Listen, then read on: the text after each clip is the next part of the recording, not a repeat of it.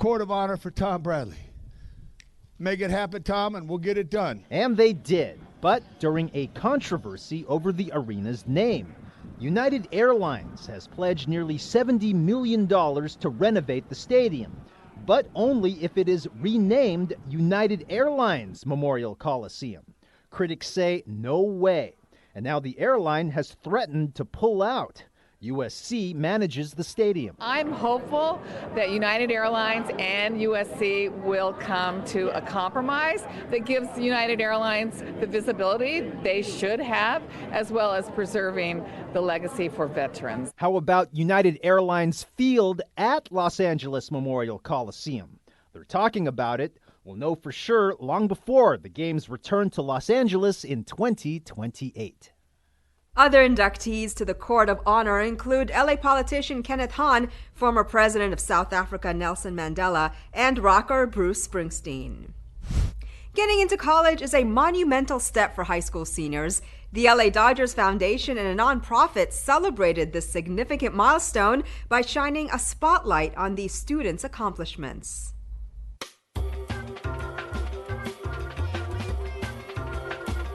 We're here because we think that signing day should not just be for elite athletes, but for young people like all of you who worked so hard to earn those college acceptances. All I can say is wow, wow, wow. 600 students, so many colleges, so many backgrounds. This is really tremendous.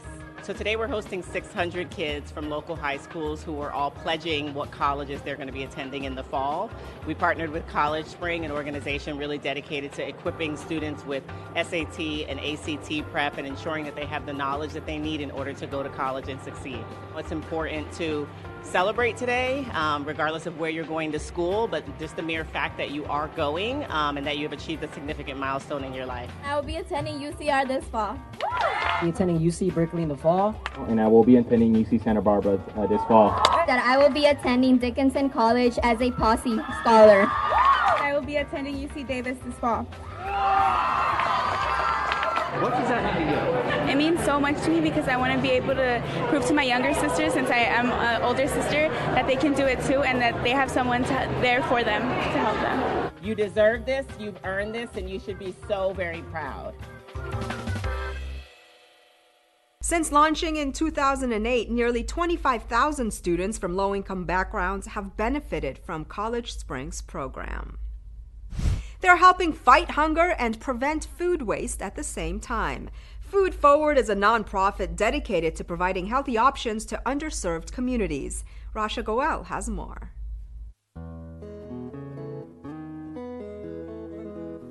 So why do we see so many happy faces while picking out their greens? It's because they're at a free farmers market where they can take home their veggies at no cost.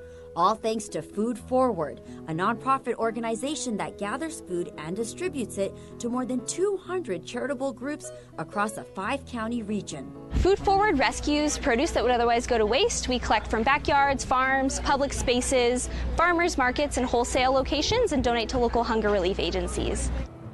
This free farmers market was held in conjunction with See Me at the Garden in Simi Valley, where over 175 people walk through on a given day. This particular farmers market is held on the last Tuesday of every month, and it's just one of the many groups that Food Forward works with. So in October of 2017, we did our first free farmers market in partnership with Food Forward, and there was such a demand in the community. One of the reasons is because there's no qualification. So if a family's short on food for the month and they come down, they get their food. If they don't need it the following month, then we don't see them. This year marks 10 years for Food Forward, who has recovered and donated over 70 million pounds of produce. At 78 years old, individuals like Bernarda McCarroll, who have been volunteering for the past year and a half, say it brings them so much joy. I give people food that they need, and also it's gratifying to me because I'm doing service for somebody else that I enjoy. Over 10,000 community members participate at over 190 produce recovery events every month. It's a win-win-win-win-win for everyone. There's volunteers that get to come out and get some exercise and feel good about themselves. People are receiving produce. Food is not going to waste, and really are harvesting food fighting hunger and building community message shines through these community partnerships. Would you like asparagus? Of course! I wasn't about to leave without my favorite asparagus. Los Angeles Trade Technical College has gone green. New solar panels and electric car charging stations will not only benefit the environment, but they will also offer living labs to students who are training in solar or transportation careers.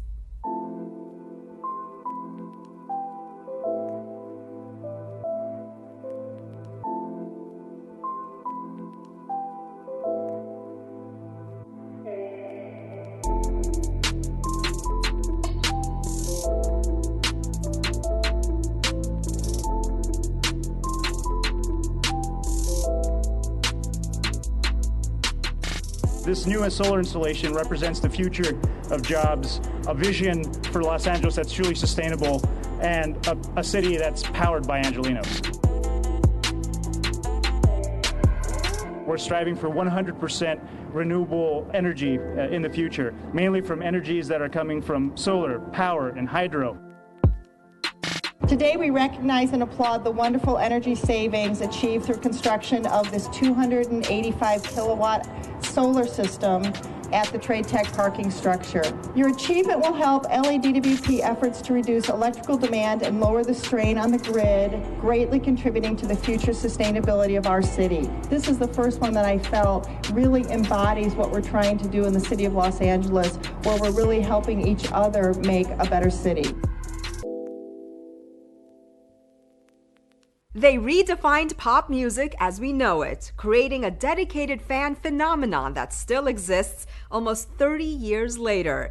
And now fans of the Backstreet Boys can get up close and personal with a one-of-a-kind ultimate fan experience. Rasha Goel takes us to the Grammy Museum's latest exhibit. Music lover or not, this is one exhibit you won't want to miss. The Backstreet Boys experience at the LA Live Grammy Museum takes you through their journey on and off stage along with some key memorabilia. It's basically all things Backstreet Boys. There are original objects provided by the group, and then there's a ton of really cool interactive components here that it makes for a great fan experience. What's unique about this exhibition is the interactive experience. All right, Backstreet Boys fans, this is your chance to send them your personal message. This right here is the confession booth. You can record your message here, which will then be sent to them. And hey, if you're in the mood for taking some pictures and maybe grabbing that selfie, well, guess what? Hop on right over here. We have this really cool hologram, and what this hologram is, it allows guests to actually either take a selfie with the Backstreet Boys, or they can sing with the Backstreet Boys, and then that sort of video is it's captured and then sent back to the guests, so then you can post it on social media, share it with your friends and family, just let people know you got to hang out with the Backstreet Boys. And talk about commitment to fans. The boys were fully involved and hands-on when it came to this exhibit. They contributed some very personal items, things that you can only get a glimpse of here. What we wanted to do is create an environment, an immersive environment to give back to the fans, and this was something, that was a message that they wanted to hit on just right out the gate. They really wanted to put a personal spin on this. So there's one section in this exhibition that features wedding albums and baptism photos. I mean, we have AJ's onesie from that he wore when he came back from the hospital the day he was born. So really cool stuff here. There's a lot to see. There's a lot of stuff here for everyone. And some fun facts about the Backstreet Boys. They are the best-selling boy band with 130 million records worldwide. Their 2019 album DNA debuted at #1 more than 2 decades after the band was formed. And the album's lead single, Don't Go Breaking My Heart, was nominated for Pop Duo and Group Performance at this year's Grammy Awards.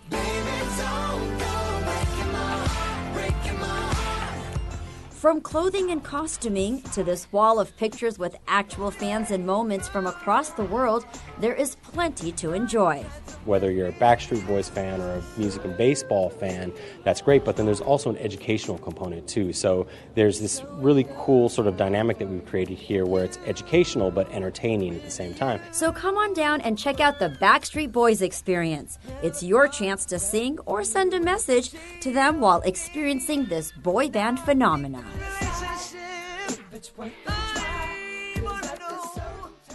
The exhibit runs until September 2nd. More info at GrammyMuseum.org. Well, from pop to hip-hop, another photo exhibit highlights the musical artists and the photographers who not only helped shape hip-hop culture as we know it today, but also impacted politics, culture, and social movements around the world. It's hard to believe, but hip-hop is now 40 years old. It's actually middle-aged, but it is still as vibrant as ever, and this exhibit captures that. For example, Salt and Peppa when they first started out, or how about Tupac or Snoop Dogg before they became legendary mega artists. I refer to this as like the Mona Lisa of hip-hop. The photographer talks about how he wanted to portray Biggie as a king. Notorious B.I.G., Cardi B, the one and only Beyonce, and Jay-Z. The exhibit, Contact High, A Visual History of Hip-Hop, takes us down memory lane in the vast and varied history of hip-hop, but it also includes its newest and greatest current artists. You have like Kanye's first photo shoot, Wu-Tang's first cover shoot. But Vicky Toback, curator of the exhibit Contact High and author of a book by the same name, makes it clear that this visual show is as much about the photographers who captured hip-hop history as it is about the artists who created its music. A lot of times, the photographers weren't professionally trained per se, but they were part of the culture. And so when hip hop started, in the Bronx in the 70s, they were right there. Hip hop wasn't on the radio yet. You had to go to parks, roller rinks, local DJ spaces to even hear it. And it was just this, music of everyday people. LA, by the way, has its own historic corner in the exhibit. You can see in the photos this moment, right, where LA kind of comes into its own. It looked different. It had like the white tees, the Dickies, the car culture, the tattoo culture, the lowrider culture. Like that was very much an LA signature. Rest in peace, Nipsey. Pictures like that of the late Nipsey Hussle capture that LA moment, and there are so many LA moments. I love when you can see the neighborhoods and really the places that made LA hip-hop. Altogether, more than 100 historic photos capturing iconic hip-hop artists.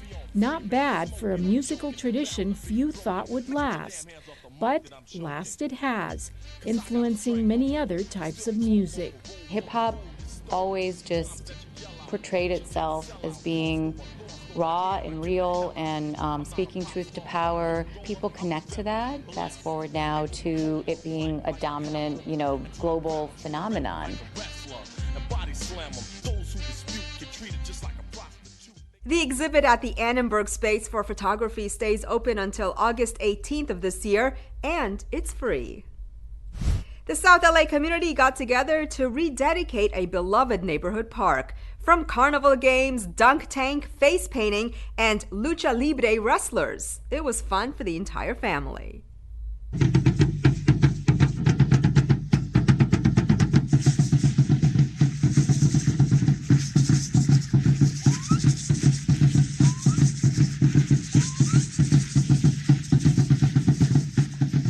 Let's give a big round of applause for South Park 2.0.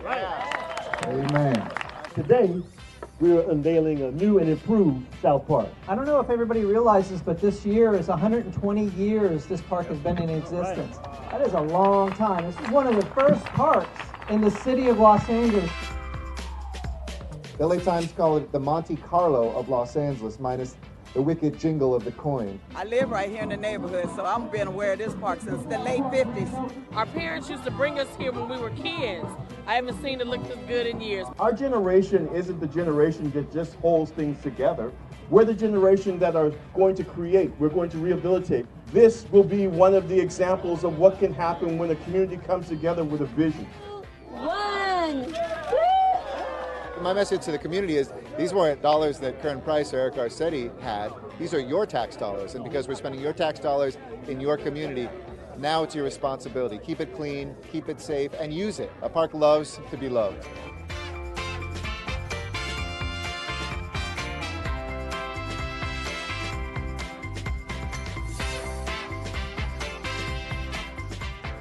investment is not just in the grounds and in the grass and in the trees. It's an investment in the people who live in this community. Put your best foot forward. Every individual, put your best foot forward. I'm just praying and hoping that the upkeep stay up and that we all come together as one to do whatever we need to do to benefit the neighborhood. We must really love one another. We must love our communities and do everything we can to keep it safe and clean.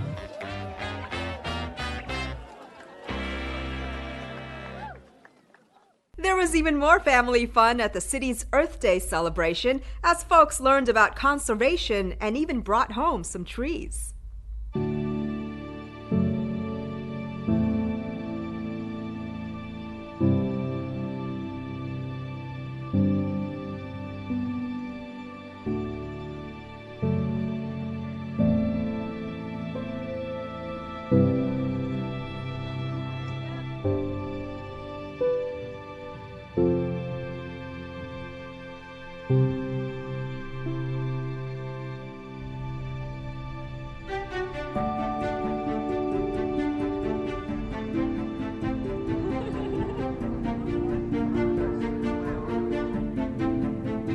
I think in our home, for example, the importance of recycling, the importance of making sure we can conserve water to make sure that our planet could survive for generations to come. Recycling the most basic of things, papers, cans, at home, that's something that everyone can do. Ensuring that nothing gets thrown on the street that will contaminate not just our water, but it'll blight our public spaces. We all want things to look clean and beautiful. I conserve water and I reuse and recycle items.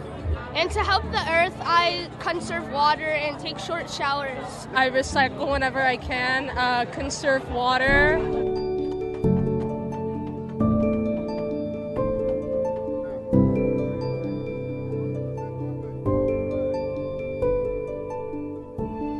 Earth Day should actually be every day.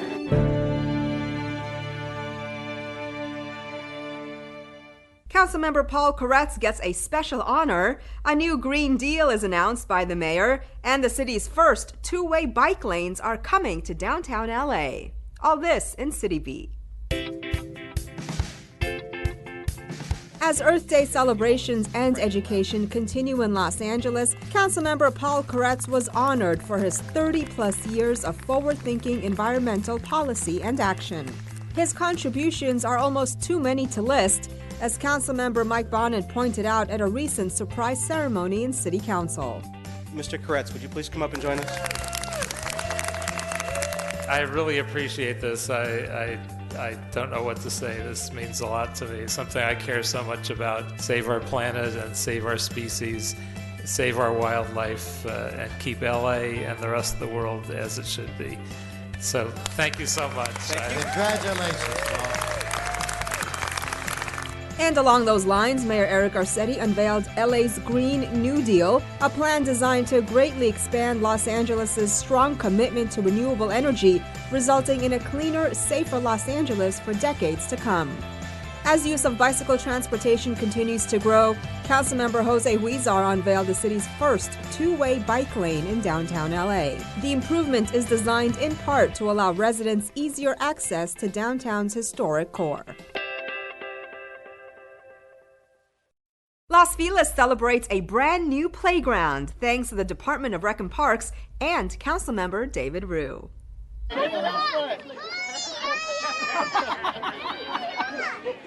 right, we're going to get started because I honestly do not want to take these 3-year-olds on. 3, 2, 1,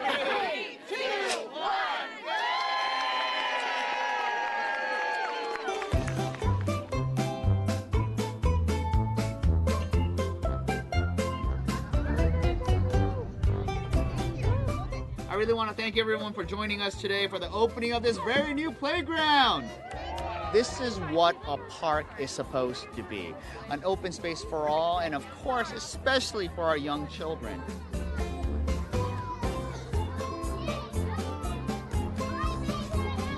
What do you think? There was a call from the community in Los Feliz. They needed a playground, and this is like the newest and greatest addition to Griffith Park. We're so happy to be celebrating this amazing event, this incredible playground, and we definitely look forward to welcoming more spaces like this in the Los Feliz community.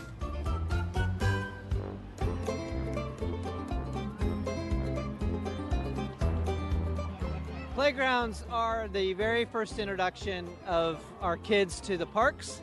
Our goal is when we get the kids coming into the park through the playground, then we're able to introduce them to the other really magical pieces of the park system. I always like the saying that we need more green time and less screen time. This means so much to me because when I was growing up as a child, we lived in a 2-bedroom, 700 square foot apartment, and we had no front yard or backyard, and it was parks. It was public parks, in particular Griffith Park, where I came to play.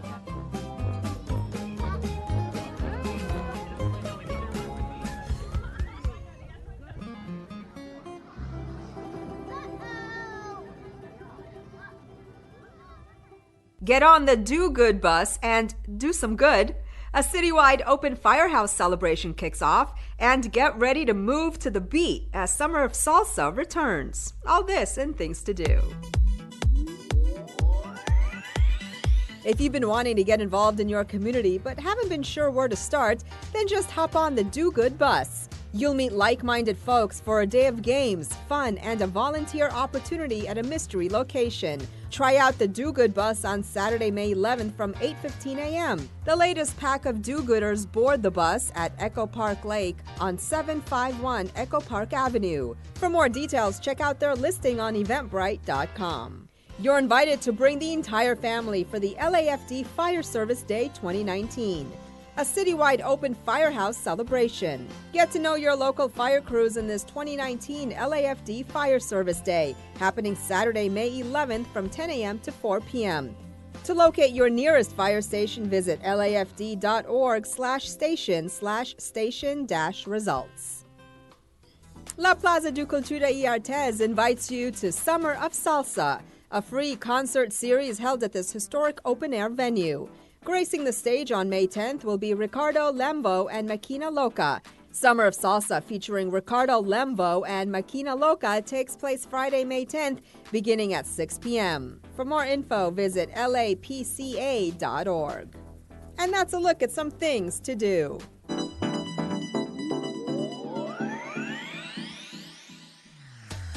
That's it for this edition. I'm Yana Kay. From all of us here at LA This Week, thanks for joining us. A reminder that you can catch us online at lacityview.org. We're also on Facebook, Twitter, and YouTube. See you next time for more of LA This Week.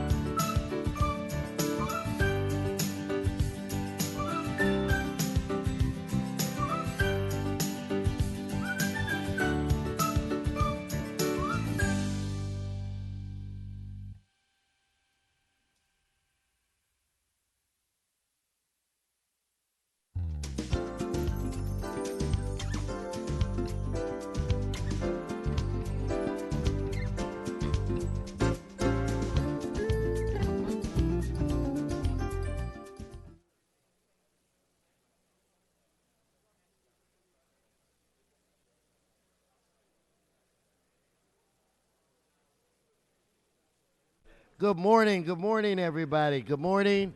Shh. Can I have everyone please take a seat? Good morning again. Today is Wednesday, May 8th. Want to welcome you to City Hall, to this Los Angeles City Council meeting. We meet every Tuesday, Wednesday, and Friday. The public is welcome. Mr. Clerk, we do have a quorum. Would you please call the roll? Blumenfield, Bonner, Buscaino, Cedillo, Harris, Sasson, Weezer, Koretz, Krikorian, Martinez, O'Farrell, Price, Rodriguez, Rue, Smith, and Wesson. 10 members present and quorum, Mr. President. Thank you. First order of business. Approval of the minutes. Buscaino moves. Rue seconds. Next. Commendatory resolutions for approval. Price moves. O'Farrell seconds. Next. Mr. President, there is a request to continue item 1E to June 7th, 2019. Again, 1E to June 7th. So ordered. Continue. Items 1 and 2 are items noticed for public hearing. We do have, yes, sir, cards. Well, why don't we move on to the next set of agenda items? Very good, sir. Items 3 through 15 are items for which public hearings have been held. Okay, any specials, members? Let's prepare to vote on these items. Madam Clerk, open the roll, close the roll, tabulate the vote. 10 ayes. Thank you. Continue, Mr. Clerk. Very good, sir. And Mr. President, item 5 that was just adopted is an ordinance. It will go over 1 week for a second read unless reconsidered later today with 12 members. Okay, let's be mindful of that. Very good, sir. Item 16 is an item for which public hearing has not been held. 10 votes are required for consideration. Okay, so without objection, that item is now before this body. Do you have cards on that item? Yes, sir, we do. All right, then let's move on. On the continuation agenda, item 17 is an item for which a public hearing has not been held. 10 votes are required for that as well. Okay, so without objection, that item is before us as well. Cards on that item? Yes, sir. Okay, that brings us where? Mr. President, that takes council back to presentations, item called special, or general public comment for items not on council's agenda. Okay, Mr. Previn, if you would head up this way. We're going to go multi-public comment. Mr. Previn, you have 1 through 1E, and then you have items 2, 16, 17, and your general public comment. Mr. Clerk, set the clock. Thank you, sir. Is there any chance we can get the tourism report up front so we could react? Mr. Previn, go on and speak to your items. We just got so much tourism going on with the Olympics yesterday and today on the agenda. There's no way we can hear it, or we'll hear it later. All right, whatever, sir. I think you know I like to hear those reports because they're so thoughtful. I'd like to say congratulations to Weezer, who doesn't seem to be in evidence now, for having the highest lien today. He's at 7730 in his district over on East 17th. In second place, it was extremely close. We had 2 battlers from the old school, Mr. Cedillo, duking it out with David Rue, but Cedillo is too strong in the long run, and he got one for 5,378 against a constituent over on Griffin, and Rue edged out the great Kern Price, just to let the young folks know they're still swinging. And I think Rue is at 39.10, just $53 ahead of Kern Price, who is at 38.57. So it's a great agenda, and we do appreciate that, sir. I got to say, the one that definitely is worth noting is IBM, because they're taking a $176,000 refund right back on their 369 year-to-date program-to-date lobbying down here. Now, only about 161 was England or Canadian. I'm not sure that you're on an agenda item. Would you please connect up? Well, sir, I'm connecting as best I can. I mean, IBM is a treasured partner over at the county and the city. They lobby aggressively. Now it's Vectus is a company. Which agenda item are you on, Mr. Previn? Well, I'm not going to go through and look it up for Mr. you. Mr. Previn, you know the rules, so get on the agenda item, or we can go straight to your general public comment. Our third-party administrator for $79,000 refund. These refunds, sir, are terrific. Everybody appreciated Mr. Price's $50,000 refund yesterday, but giving back the taxpayer money makes folks read the newspaper and go, Mr. Previn, what's going on? The refunds are not open to public comment. We had the hearing in committee. Let's give Mr. Previn his 1 minute for general public comment. All right, well, your civil rights so he can speak about whatever he wants. Right, because 1 there minute. are a dozen items that I would love to speak on that you improperly blocked. So I'll just get to the general public comment. I want to congratulate you on putting together a Civil Rights Commission. One of the first things you should look at is making bilingual warning notices here in City Hall, because individuals who hablo español need to be also protected for the constitutional, right to be in City Hall. We want everybody to feel comfortable in City Hall, sir. I know you've got some boundary issues there, but you need to change that. Mr. Fuhrer has been notified repeatedly. No Civil Rights Commission can stand up with a straight face and living with it in one language and in a hobbled version that makes it seem like it's all about frog marching out the public. That's not what it's for. And the other thing, sir, is that you need to put in writing that you're going to be providing paper meeting agendas, because that took everybody's notice. When people come down here and fumfer around trying to understand what you put on the agenda, that you won't let people speak on. It's a big red flag. And, sir, I know there's been a lot of issues today in the New York Times. They're looking at Mayor de Blasio in New York about how he was soliciting... Thank you, Mr. Previn. Thank you, Mr. Sachs. Mr. Arnold Sachs. Mr. Sachs, you come forward. You have items 1, 2, 15, and 17. No. Excuse me, sir. 16. 16. Thank you, sir. I'm certainly glad you can count. Good morning. Welcome to the Snooze Fest. While the City Council snoozes. Are you going to get on the items, Item Mr. 16. Sachs? I'm sorry. You're right. So I have a correction. I have a question for City Attorney. It says to establish an executive director. I would think that you were establishing the position of executive director for this commission. And I would hope that you would agree that it would be establishment of a position, because you'd want to have qualifications for that established position. You'd want them to be open and transparent. You'd want them to be open to new ideas. You'd want them to be caring. You'd want them to be honest. You want to take charge. You want to be considerate of public opinions and public ideas. You'd want them to be thoughtful. You'd want them to know the rules. You'd want them to do all these things. You'd want them to embrace the whole city. You go around the city and you see the homeless people. I was going on the bus under the 405 freeway. It's wall-to-wall tent city. You want them to be embracive of the whole city, and not just like the Grand Avenue project that's going to get $250 million of public money. So you need to have somebody who is worldly in their views of the whole city and not just stuck in their own one particular little city council spot. You need to have somebody who pays attention. You need to have somebody who actually knows what's going on. Eric Previn just mentioned in the New York Times. You need to know that it's not global warming, it's global population. You need to have somebody who's able to take care of all these Civil and Human Rights Commission agenda items. That's what you really need. And there's also one further requirement for this position of executive director. Now, some of you may have thought that I'm describing a particular person, and I was. It's you, Mr. Wesson. You, Wesson World. This is Wesson World, and you're in charge. So you would be perfect for this commission, except for that one little part that you don't qualify for. But before I get to that, let me say something about something. Come to the meeting, and you'll find out the difference between civil service employees, DWP employees, and I can't think of the word. I'm so stuck on your graciousness, Mr. Wesson, and I really look forward to you being on that commission, except for the one part that you don't measure up to, and that's height. You need to be over 2 inches, and for where I'm sitting, you still have an inch to go.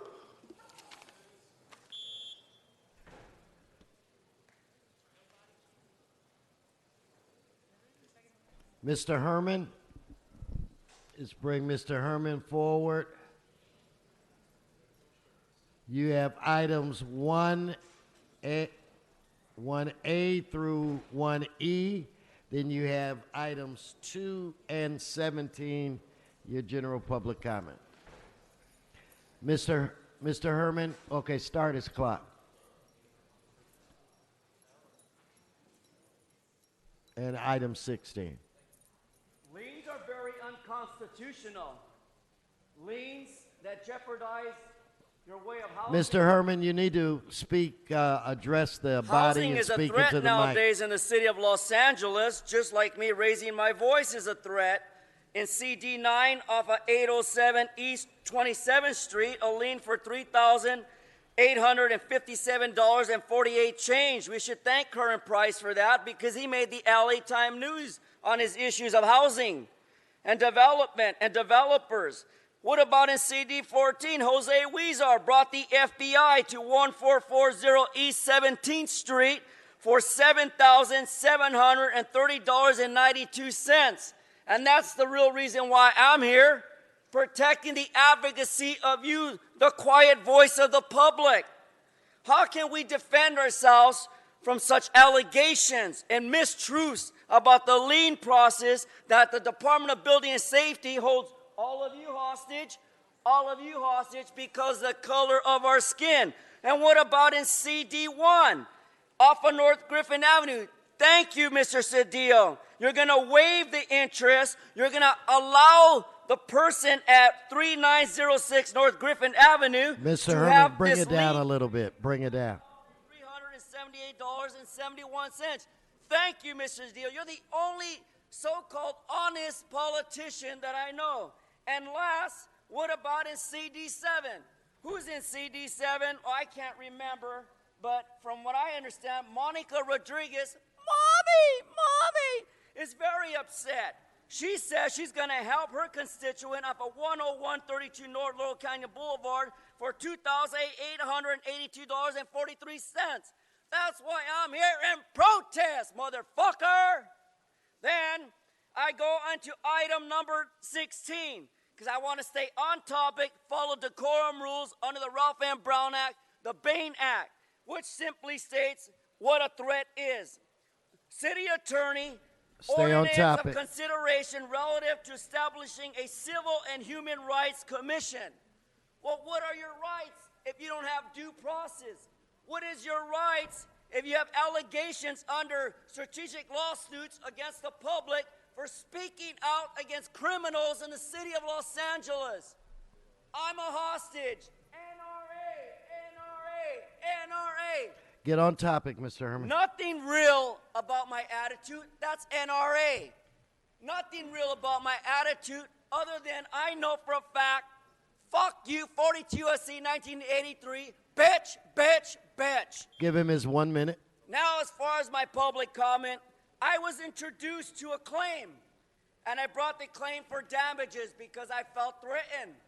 I threatened because of my First Amendment. I submit a public card, and I hold a sign up that says, fuck you. Fuck all of you because of the bad things you criminals do to the public. The same way Jose Huizar brought the FBI in an investigation with Current Price, Mr. Rue, Nuri Martinez, and you, Mr. President. Why have you engaged in corruption? Why are you abusive to the public with a strategic lawsuit against the public? Mr. Herman, please speak into the mic. Bailey Keene Act protects my rights to defend myself under 42 U.S.C. 12101. And don't discriminate. This is retaliation. This has always been retaliation. I've been coming here since 2000. It's all about the game. The way Harris Dawson is being investigated by the FBI with Jose Huizar. Thank you. Trump. Thank you. Your time's expired. Mr. City Attorney, Mr. Clerk, that ends our multi-comment section. Let's vote, Madam Clerk, on items 16 and 17 right now. We'll hold 17. We'll close the comment on that item. So we'll vote on 16. Let's open the roll, close the roll, tabulate the vote. 12 ayes. Mr. Clerk, we are now at 12 members. Do you want to vote on reconsideration if you would read those items? Yes, sir. We have item 5 before us for reconsideration. It's a 2-vote matter. First to reconsider, second on the item. Gotcha. So let's vote on reconsideration on item 5. Please, Madam Clerk, open the roll, close the roll, tabulate the vote. 12 ayes. Now we'll actually vote on the item. Please open the roll, close the roll, tabulate the vote. 12 ayes. Thank you.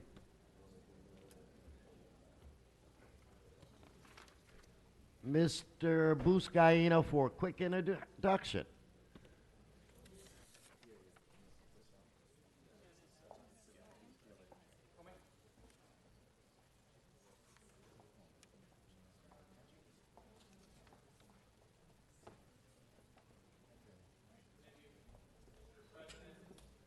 Members, it gives me great joy and pleasure to introduce you officially and welcome to the City Council chambers our newest SCAG Executive Director, Komi Ajise. Let's give him a round of applause and welcome him as our newest Executive Director of SCAG.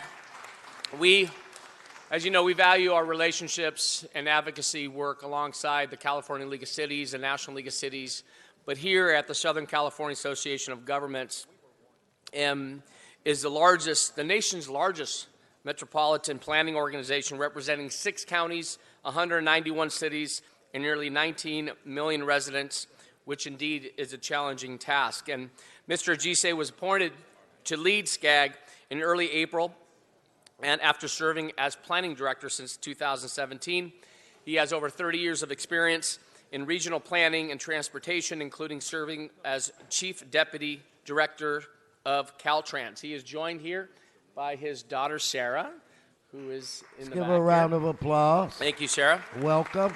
And one of his team members from SCAG, Javier Cartanega. So Komi also has served, as you heard, Caltrans Deputy Director of Planning and Model Programs, and was responsible for overseeing the mass transportation, rail transportation planning, local assistance and research innovation and system innovation divisions. So he is no stranger to the issue of transportation in this region and around the state. We are very blessed and fortunate to have, there's Sarah, to have Komi that just has such a wealth of knowledge and experience in the helm of such an important organization. And I've been given an opportunity to personally introduce you to Komi, and we are looking forward to your partnership, your advocacy. In the City of Los Angeles has been a member of SCAG for many, many, many years. So while your offices are not too far from here, please do consider this your home as well.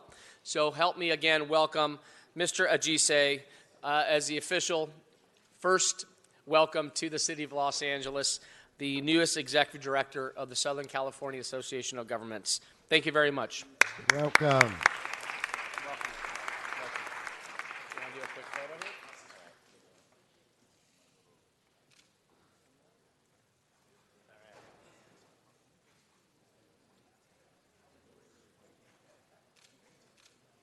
I butchered your last name, Javier. Sorry.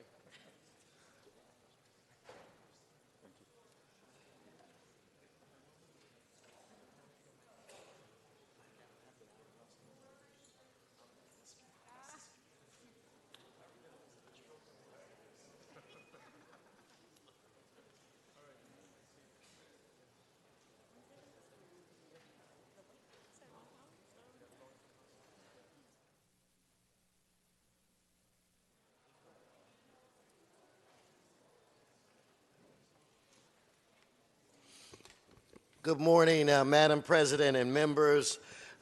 In fact, why don't, I'll ask you, Aaron, do you want to bring the rest of the crew up here with us? I think we should.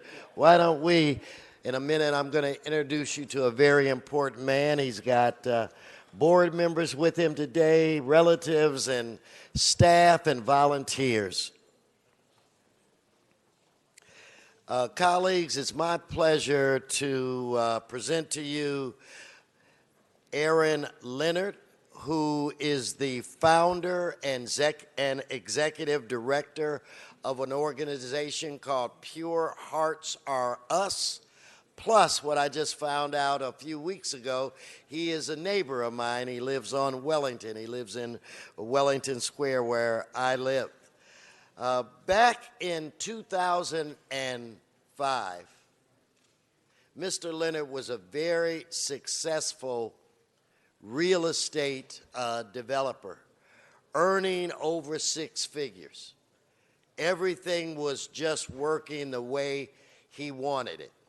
And then all of a sudden, the financial crash in the world occurred, and within a matter of 6 months, Mr. Leonard lost almost everything. Now, he could have just quit, but he was determined to not only make things right for himself, but to also help other people, because he knew how many individuals were experiencing the same kinds of challenges that he was experiencing. So he began to volunteer for an organization called Neighborhood Assistance Corporation of America. And he was like a dry sponge, just sucking up all of the knowledge that he could get from this organization where it related to homeowner assistance. And then with that, he would also factor in some of his own ideas. So he wanted to know more. So he was introduced to an organization which is Neighbor Works of America. And there he was trained and certified as a home ownership education counselor. And it was there that his organization, Pure Hearts Are Us, was born. His desire to take all of his skills and all of his knowledge and pass it on with individuals who needed assistance throughout this region. And that dream of his, that little bitty idea of his, has now grown into 3 different operations, or operations in 3 different cities: in the city of Los Angeles, in Palmdale, and in Covina. Now, I can speak from experience that sometimes there are challenges in life, and sometimes you get yourself twisted. But I can also speak from experience that with a good plan and with help and with guidance, you can get untwisted. And that's the important gift that this organization, led by my neighbor Aaron, is giving to individuals throughout hundreds and hundreds and hundreds of families throughout this region. He is joined today by members of his board, staff, and some volunteers. I'm going to present them with resolutions in the back, or certificates in the back, but I do want to acknowledge their presence. We have board members, and I met her earlier. Judith, where are you? Raise your hand. Judith Carney, Bobby Laster, Brian Terry, raise your hand. Let's give them a round of applause. Staff members that are here, probably the blood and guts of the operation: Claudette Welch, raise your hand, and Terry Montgomery. Let's give them a round of applause. Also, some of the support staff: David Steiniger, and we have with us today James Sanders, and did Pastor Amos make it? And we have Pastor John Amos with us. Ladies and gentlemen, life is not always a bowl of cherries. Sometimes there are, ups and downs, and we just need a hand to help navigate our way through these challenges. And I would think that Mr. Leonard here is a perfect example of an individual that was riding high, hit the bottom, came back up, and now he's helping other people. I'm going to ask him to address you for a few minutes. Please give a round of applause to the founder of Pure Hearts Are Us, Aaron Leonard. Give him a round.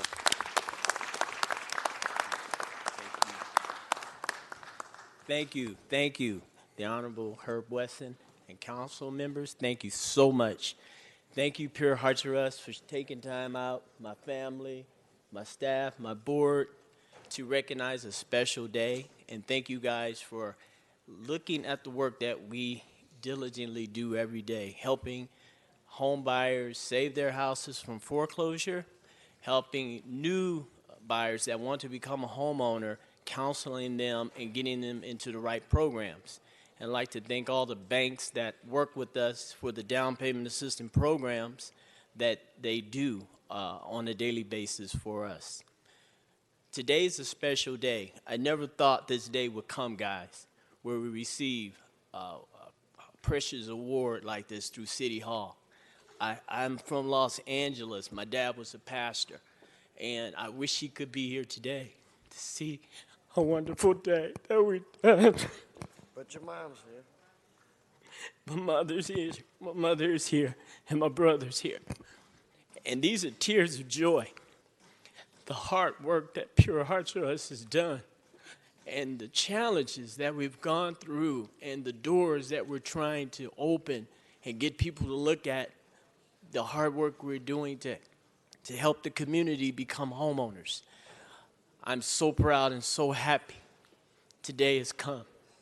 But we have a long way to go, guys, a long way to go.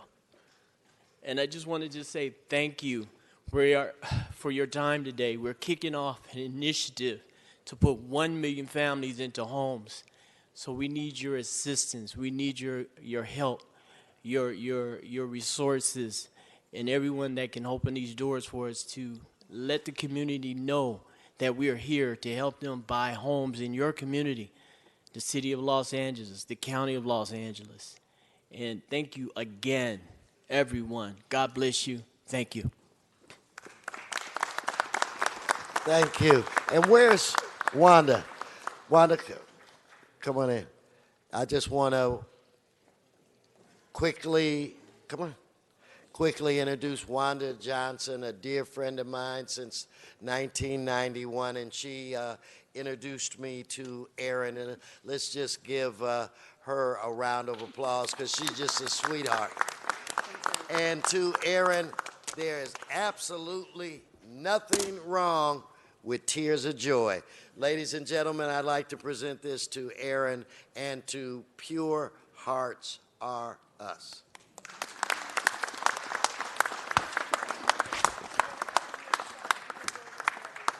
No, let's just take it quick. We're going to go in the back. One more.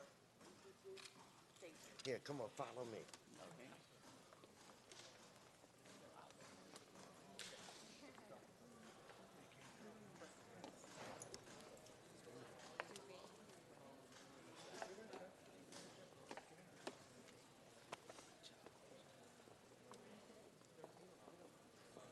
Mr. O'Farrell, are you ready for your presentation, sir? Great.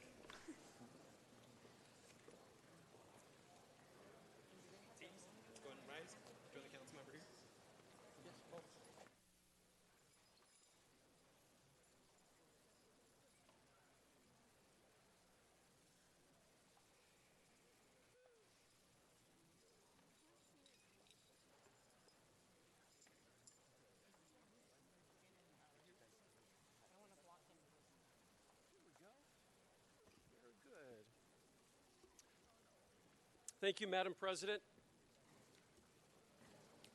I'd like to introduce the girls and boys cross-country teams from Belmont High School in the 13th District. Go Sentinels!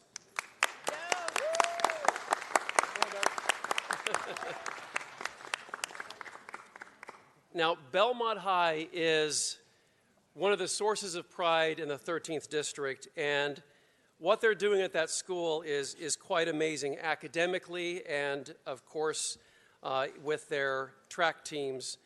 We have some very special guests today. First of all, my friend and constituent Roman Gomez Villa is here, the coach of the teams, and who is joined by Principal Dr. Mendoza. And I want to mention all of these athletes by name before we start our remarks. From the girls' team, we've got Captain Guadalupe Hernandez, Andrea Utui, Ashley Herrera, Camelia Tizok, Roxana Gonzalez, Sherilyn Munoz, Allison Pastor Cabrera. From the boys team, we have Captain Jeremy Martinez, Christian Vicente, Denelson Kopp, Brian Juarez, Lester Solis, Rodrigo Rosario, and Luis Moniz. Big round of applause for our star athletes from Belmont High School. So the girls are the 2018 Division IV CIF Los Angeles City champions, led by Coach Gomez. This talented team of girls, cross-country competitors, were undefeated all year and went on to win the city championship, the first city title for the girls in 25 years. 6 of the 7 varsity runners are returning next year. Roxana Gonzalez will be attending UC Mercedes. To share a few words on this triumphant win, the girls' captain, Guadalupe Hernandez, is going to say a few words. Guadalupe.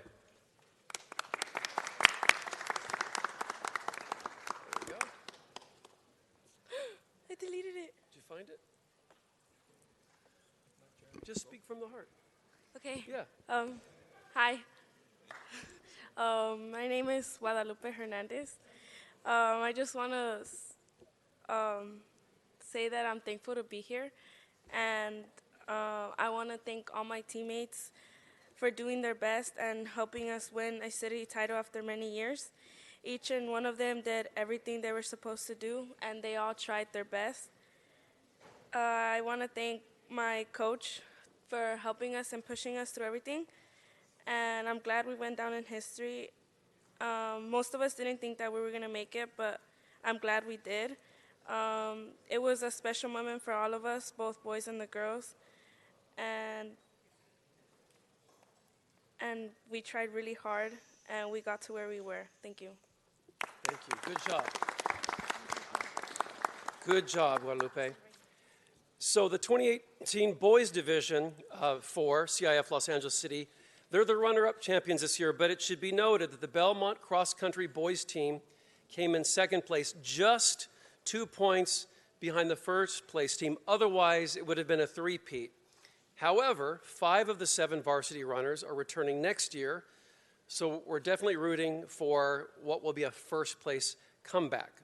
Brian Juarez is enlisting in the U.S. Marines, and Luis Moniz will be attending Los Angeles Trade Tech College this fall. To share a few words about the boys team and the past season, we have Captain Jeremy Martinez. Jeremy. All right, so good morning, everyone. My name is Jeremy Martinez. First, I would like to say it's an honor to stand before you and represent Belmont, not only as an athlete, but also as a student. I would like to thank the city councils for having us yet again. Also, I would like to acknowledge the support we received during the season from our school, our parents, and most importantly, our coach Gomez. Sorry. I'm very proud to say I'm a scholar athlete from Belmont High School. I'm very proud of my teammates and what we were able to accomplish this year. During the summer, we ran really hard and tried to get in shape for the season. And during the season, we continued to work hard and do what we were supposed to do to attain our goals. As you can see, the girls got the results they wanted. Unfortunately for us, we weren't as fortunate. We came up short by two points, and we lost the city title. But despite all the things that happened that day, I believe we came out stronger, more. We bonded even more. Sorry.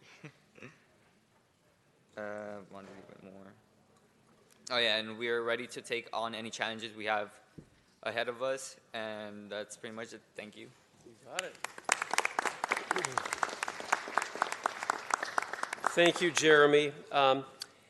So check this out. In all, Belmont has won over 51 LAUSD city titles, including the boys team, the girls team, junior varsity, and the freshman and sophomore team titles. Belmont Cross Country has graduated almost 100% of its athletes for the last 6 years. During the same time, 95% of Belmont High School graduates have been accepted to 2- and 4-year colleges. The overall grade point average for the boys and girls team this year was 3.4. A championship team can only have a champion as its coach, and that is someone that you're going to hear from right now who can tell you a lot about the history and his own history with Belmont High School, and that is Coach Roman Gomez. Coach. Thank you. Good morning, Mr. President, council members. Thank you for once again inviting us. We are blessed and thankful to be here once again. But this wouldn't have happened if it weren't for the effort and the discipline our kids put in and day out. I am so proud of them. Our principal, Dr. Mendoza, is here to support our teams like she has since she came into Belmont a couple of years ago. We want to continue to support our kids. I also want to present something else for our council member. We want to be able to give them a new gift to Council Member O'Farrell. It's a hoodie with a BHS. All right, let's see it. We gave him a jersey last year. We're giving him a sweater, and we hope to come back and suit him up. It's a little small. I think it's perfect. I'll just bust through it. Right. That's right. No, this is perfect. I also want to. Where's the other banner? Thanks. Yeah. Mitchell Farrell was very supportive during our strike, and he brought us donuts and coffee when it was very cold and raining out there. So all the teachers at Belmont High School want to present Mr. O'Farrell with a signed, we stand with educators. So we really appreciate his support for public education. As you all know, and many of you have endorsed Jackie Goldberg, we want to be able to continue to support educators. And Mr. O'Farrell, this is a token of gratitude for all you do. Thank you. Thank you very much. Thank you so much. Again, thank you very much for your support, and thank you. And remember, Jackie Goldberg is the person. All right. Okay. Well, so we'll present in a second. Sure. I have some things to present to you too.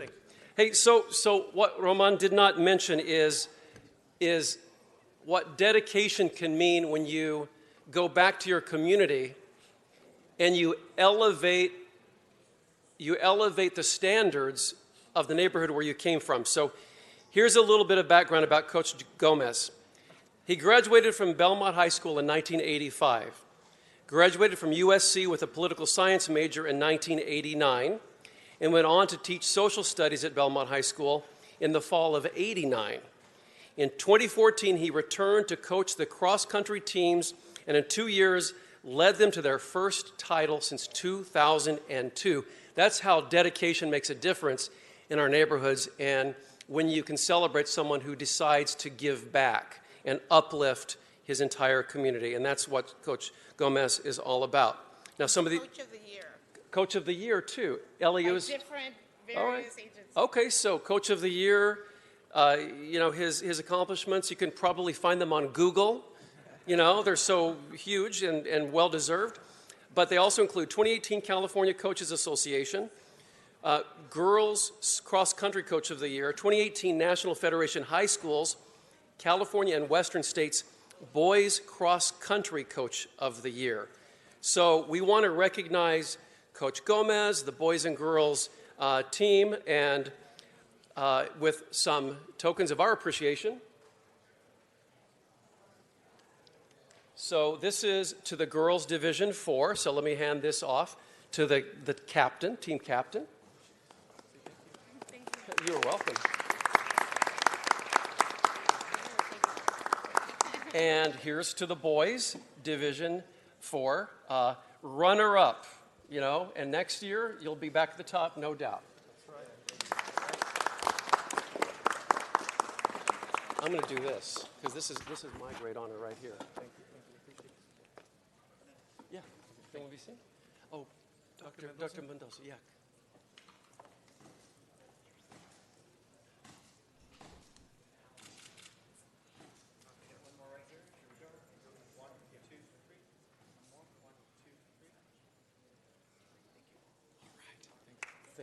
Thank you. You bet. Thank you so much. Thank God. We got it. So I think we're going to go take pictures on the steps. Yeah. And okay. Just follow William. William, Madam President, there's been a request from a member to continue item 1B, B as in boy, to July 2nd. Okay, without objection. And further, there's a request from a member to continue item 1D, D as in David, to June 7. Okay, without objection, that will be the order. Mr. Rue, did you have an announcement? Oh, no. Madam President, item 1C. I'd like to move that we remove the late fees and approve the lien for $1,054.46. Objection? Thank you very much, sir. Let's go ahead and vote on that. Let's open the roll, close the roll, and tabulate the vote. 12 ayes. Let's go ahead and vote on the remaining balance of item number 1. And that's 1A, Madam President. Correct. Let's open the roll, close the roll, and tabulate the vote. 12 ayes. Mr. Buscaino, are you ready for item 17, sir? Thank you, colleagues. Each and every May here in the city of Los Angeles, in recognition of National Travel and Tourism Week, we are given an opportunity to discuss the tourism impacts in this region, in the city of Los Angeles. And I'd like to welcome here to the table, we have Don Liu, the Executive Director of our city's Tourism and Development Department, Javier Cano, which is the LATCB's Chair of Tourism and Marketing District, and Ernie Wooten, the President and CEO of the LA Tourism Convention Bureau. And we also, I'd be remiss if I didn't introduce and also welcome Patty McNurbit, who is the Senior Vice President of LA Tourism as well. You know, colleagues, we are excited about the 2018 and how much of an impact the tourist industry has poured into our local economy. From Venice Beach, to Discovery Cube in the Valley, to our Hospitality and Entertainment District at DTLA, Hollywood, the Watts Towers, the Battleship Iowa, which we've just announced is the top 5 most visited museums in the area, and currently hosting the Cirque du Soleil, Amaluna. The LA Tourism generated a record $36.6 billion from the region's economy just last year, which is nearly a 5% increase over the previous years. And in 2018, the mayor and I, along with Councilmember Price, celebrated a record 50 million visitors coming through our city. So with that, before you, colleagues, LATCB handed a handout on how tourism builds communities. And I want to thank the LATCB for launching that Everyone is Welcome campaign that I believe has triggered these economic impacts to our region. So with that, I'll turn it over. Who's going to kick it off, Ernie or Don Liu? Not to be confused with Dom Liu, but Don, you're up. Good morning, For me, gentlemen. Dominic. Good morning. Thank you, Mr. Buscaino. Go ahead. I don't think your mic is on. Can we do a mic check really quick or get closer to the mics? You're on now. Am I on now? Yes, okay. you're on. Good morning. Thank you to Councilman. Thank you, Council members. It's my honor to be here speaking before you at our annual National Travel and Tourism Week presentation. We thank you for arranging the time to speak with you all today. I'm Don Liu, Executive Director of your Department of Convention and Tourism Development. This is a good opportunity for us to remind the Council about the decision you made 5 years ago to move the Convention Center Department, as you used to have it, and create a new department called Convention and Tourism Development. So in addition to the Convention Center, my small but mighty department also has responsibility for managing our contract with our tourism board, LA Tourism and Convention Board. It's a pivotal time for tourism. Working together, I'm excited for the strides we've made in the last year, particularly moving the Convention Center expansion and modernization project forward to create a more dynamic campus that will attract new and expanded conventions, transitioning to the convention center and downtown into an even more powerful economic engine. We continue to see progress made to increase our lodging inventory with hotels under construction and the advancement of projects in our hotel development pipeline, especially near and around the convention center, as we move closer to reaching our goal of 8,000 total rooms within walking distance. For your information, we've doubled that number from about 2,500 5 years ago to over 5,000 hotel rooms within walking distance. Additionally, the CTD Commission, in cooperation with the city and business stakeholders, is working on developing an actionable tourism master plan, the first time ever done in the city of Los Angeles. We're about halfway completed and will provide the city with a long-range plan to address infrastructure and service needs that will enhance our visitor experience as well as the community experience as we prepare for the future of tourism in Los Angeles. Given that the city is in budget hearings this week, it's timely to recognize the significant impact that our department has on revenues. First, I'd like to remind the council that our department is not funded by the general fund. We are completely funded by convention center revenues and a generous contribution from the tourism board. And we have a direct responsibility through managing our contract with LATCB in providing over $300 million in revenue to the city's general fund. This week marks National Travel and Tourism Week, an annual event established by Congress, and it's the perfect time to celebrate the powerful impact tourism has on our communities. I'd like to now introduce Ernest Wooden Jr., who oversees marketing and selling Los Angeles around the world as President and CEO of Los Angeles Tourism and Convention Board. Thank you, Don, and thank you to the members of City Council for giving us a few moments to update you on all things tourism this morning. As you recall, and as mentioned by Councilman Busquiano, it was just a couple of months ago that we announced, along with Councilman Busquiano, the Mayor Garcetti, and Councilman Wesson, that indeed Los Angeles had reached its North Star goal of more than 50 million visitors. And we had targeted 2020 for that to happen, and it happened unbelievably 2 years earlier. And today, we're here to announce for the first time, and we put it in the LA Times yesterday, but for the first time publicly, that those 50 million people had an incredible impact on Los Angeles, and more importantly, on the communities of Los Angeles, as it strengthened and enhanced the lives of average-day Angelenos in unimaginable ways.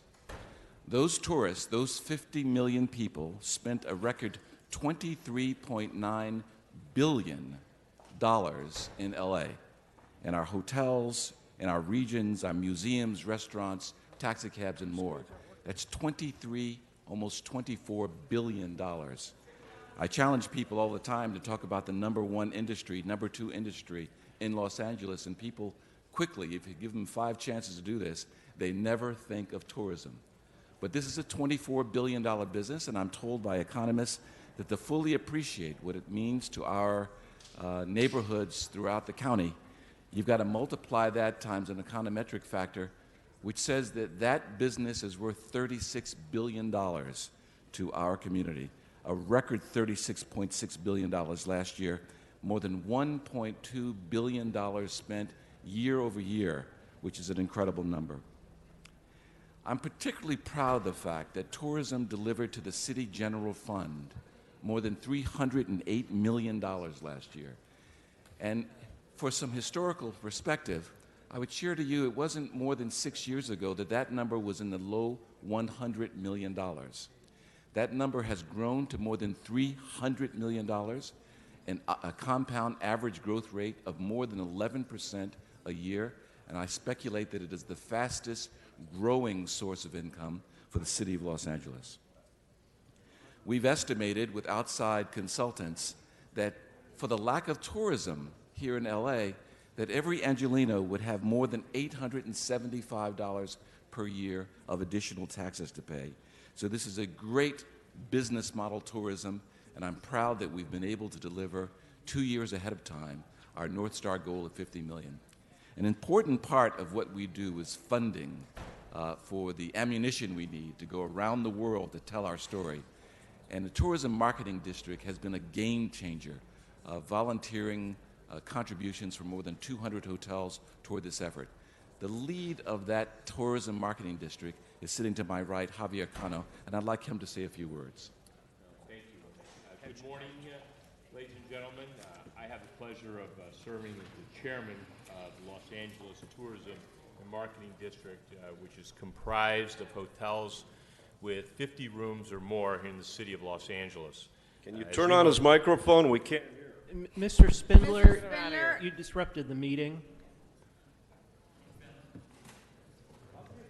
Okay, you're disrupting the meeting. Disrupting the meeting.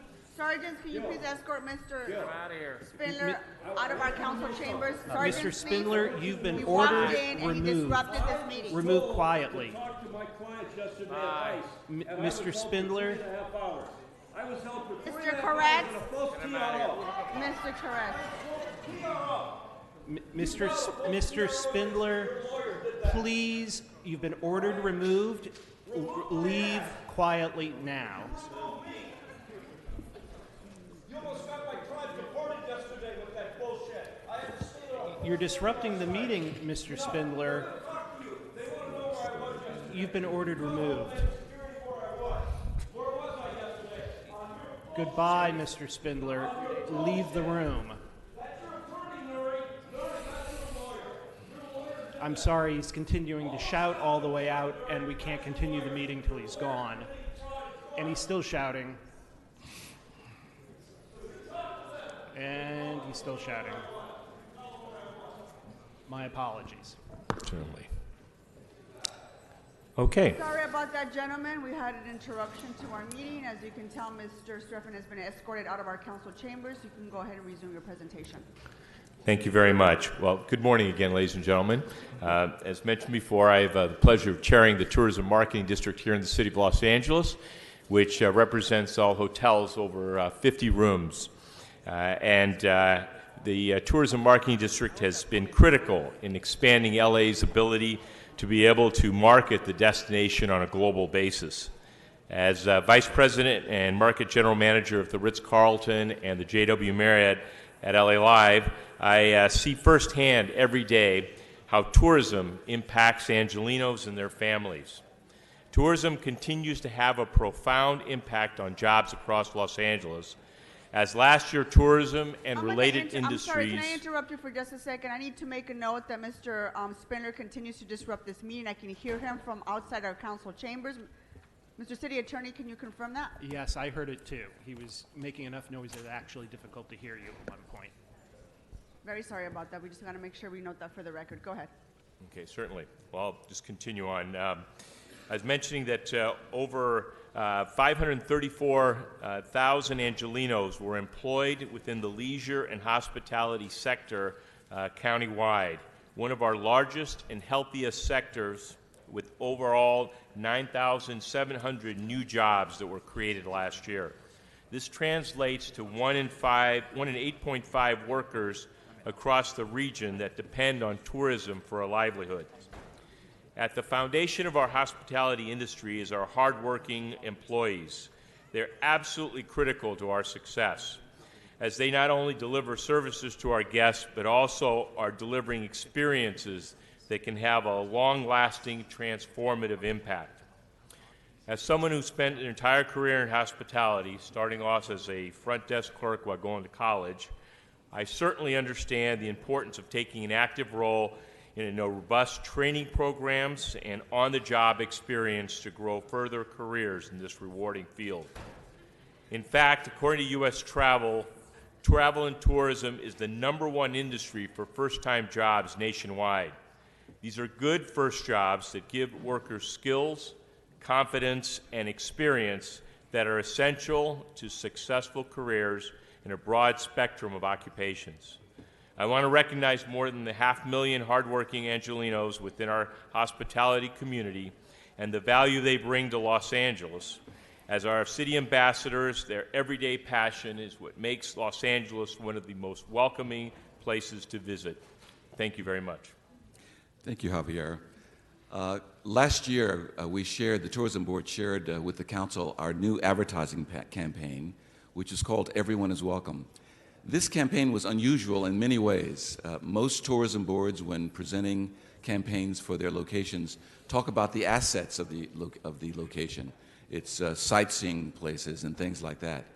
The Tourism Board here in Los Angeles took a very different tact with the Everyone is Welcome campaign to focus on the diversity of Los Angeles before we even talked about all the great things you can do and see while you're here.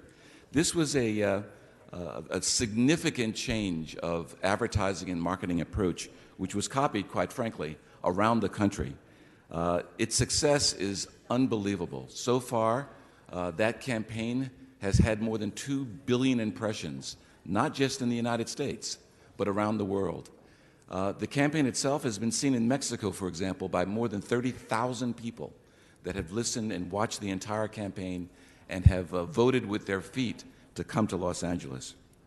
This campaign was particularly impressive to international visitors, and those international visitors are our best customers. They represent more than 32% of our total spending, despite the fact that there's only about 8 million of them. But beyond attracting international visitors, we believe that the Everyone is Welcome campaign positively influences civic pride here in Los Angeles about our lifestyle, our greater community, the diversity of our people, our ideas, our culture. And that is what, in fact, powers Los Angeles to be the great city that it is. And so now, after having achieved the 50 million goal, we look forward to our next goal, our next measurable goal. And we want to ensure that our industry, the tourism industry, puts greater emphasis going forward, not just so much on the numbers and the dollars, but more emphasis on the impact that tourism plays in building communities across the region of Los Angeles. Moving forward, the Tourism Board will measure our industry's success in terms of not only the economic, as I pointed out, in our visitor numbers, but how we are impacting the betterment of livelihoods around Los Angeles. We'll put greater emphasis on harnessing the power of tourism to continue delivering significant impact in tangible economic businesses, not just for large businesses, small businesses in all communities, starting with underserved communities in the region. And through these benefits, tourism can be a partner in improving the quality of life of our residents, enhancing underserved communities, further influencing civic and cultural pride, while at the same time developing sustainable career opportunities in tourism. We estimate there are going to be thousands and thousands of new jobs over the next 10 years by way of tourism that we have to begin training our young people, like the people we've just seen earlier today, to be prepared for. Important jobs that need skills training that the Tourism Board is going to be supporting. And finally, to remind us all of the importance of the role that tourism plays in the lives of our fellow Angelenos, we wanted to showcase actually some of the faces of the Los Angeles hospitality and tourism community who specialize in creating memorable experiences for our visitors around the world every day. I ask that you look at the monitor just for a second.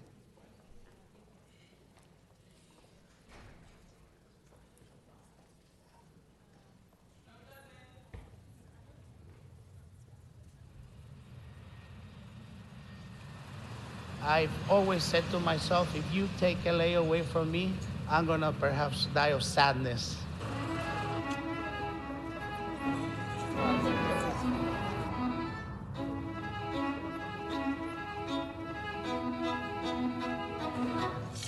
A pupusa is kind of similar to an enclosed quesadilla, kind of like a pancake. Inside stuffed with cheese, pork, all varies, depends what the person wants to eat. We were filmed in La La Land. It got me off guard. We just got this email, hey, we want to film here. I didn't even know what it was about. And then all of a sudden I found out, I was like, oh, crazy. It's the best thing that's ever happened to us. And without tourism, I don't think we would be where we're at. We have our Hollywood vehicles. People, especially that travel from afar, want to look at these special cars they saw on TV or in movies. Once they walk up the stairs, they're like, wow, you know, they get so excited. It's fun to have these experiences, go home and share these wonderful experiences with my family. One of the things, you know, that has really impacted me is the contact with other cultures. We have grown rather dramatically. The satisfaction to serve this many people, you know, is one of the things that really, really enjoy. Here on any given day, you have all ages, all walks of life. Our lives here would be pretty boring without that tourist traffic. Tourism really drives the business here. For me, being in Hollywood is really special. You know, when I actually chose this location on Hollywood and Vine, there's just a certain hustle and bustle. And for me, I don't think I'd have it any other way or be in any other place. I get to oversee 125 acres of premier shopping and lifestyle center. We see about 25 million visitors a year. So when we see, you know, 3.5% to 4% increase in tourism, that directly affects jobs. That puts money into real estate. So as we see the increase in tourism, we also see the domestic business really continue to rise too. They're gonna remember for the rest of their life. LA is like no other. It's incredible how tourism here in LA and here in Venice itself has grown. We specialize on making memories for these people, and it's a beautiful thing.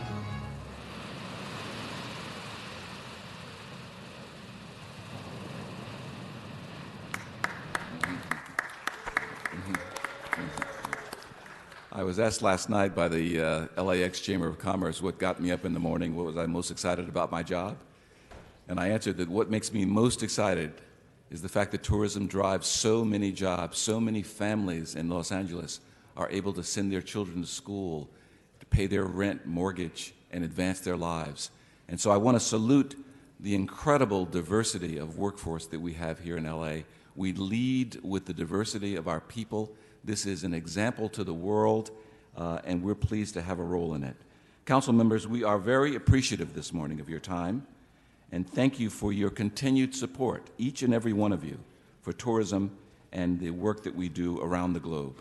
Thank you for your recognition of tourism as an industry that not only brings enormous economic benefit to LA, but serves as a leading employer, and also one that promotes the cultural appreciation at a time where awareness and cultural appreciation is in short supply. We look forward to continuing our work with you, members of City Council, to ensure that tourism builds stronger, more prosperous communities in Los Angeles, not only yesterday, but today and tomorrow and beyond. Thank you for your time. Thank you. Gentlemen, we have a couple of members on the queue. Mr. Price, followed by Mr. Rue. Thank you, Madam President. Gentlemen, this is just a real exciting day today. Councilman Busquiano, thank you for bringing the presentation forward today. We know how important tourism is, especially in our community, and we're excited to see what an economic engine 50 million visitors creates, and we look forward to expanding that. You talked a little bit about the multiplier effect of our tourism industry. The over 500,000 people that are employed in leisure, hospitality, and the some 10,000 jobs that could be added over the next several years. We know it's also important that we have an expanded convention center to accommodate future growth. We are in the process of entering into a P3 to do just that. But could you outline, maybe Dome, outline the importance of expanding the convention center, what it's going to mean for bringing in new business and maintaining the business that we have currently? Thank you, Councilman. Thanks to the full council, on December 7th, you approved an exclusive negotiating agreement with AEG and their partners at the Plenary Group. We've spent that time doing two things, negotiating the working documents that will create a 40-year partnership, perhaps, And the other thing we've been doing is spending almost $10 million designing the new facility.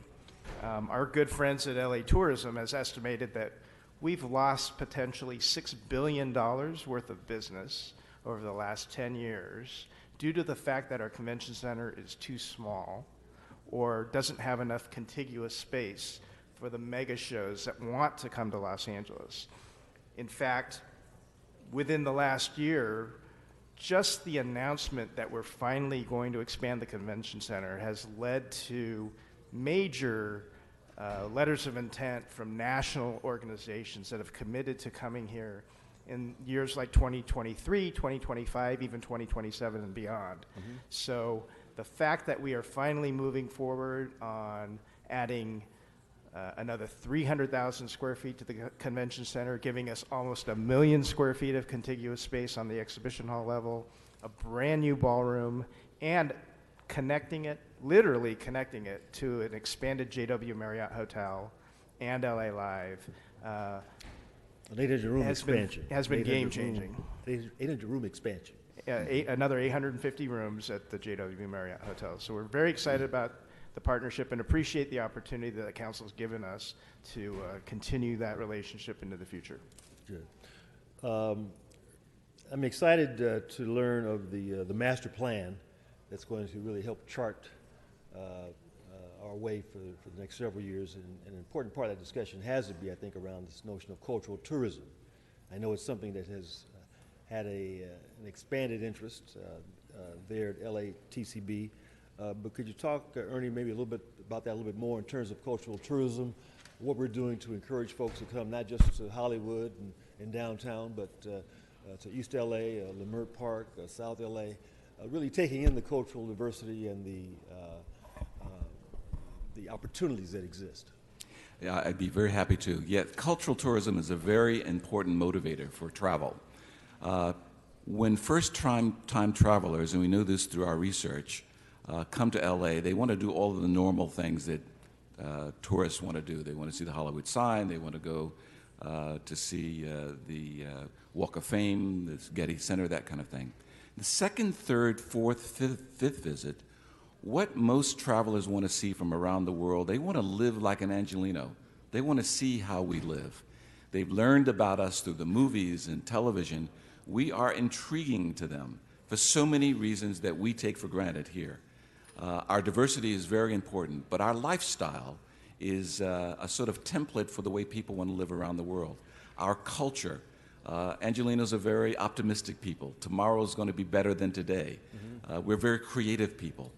What kind of things can we do to portray that? What kinds of things can we do to encourage that kind of exploration? Well, the kind of thing that we're doing in the Tourism Board is to encourage them to see all parts of Los Angeles.